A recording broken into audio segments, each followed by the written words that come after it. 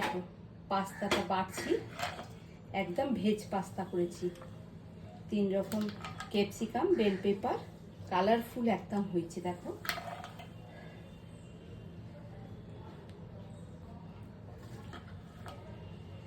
Green chilli, red chilli, soya sauce সব দিয়ে করেছি।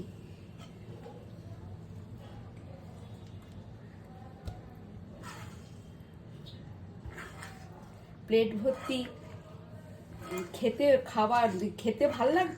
খেতে তো নিশ্চয়ই ভাল লাগে, তার থেকে দেখতেও কত সুন্দর লাগে বলো। এই গ্রিন প্লেটের উপরে কত সুন্দর দেখতে লাগছে। এই যে দেখো, স্পুন বের করি, দেখো স্লাইস করে সব কাটা সব ডাইস করে কেটেছি। আর দেখো বউ পাস্তা একদম বইয়ের মতো লাগছে।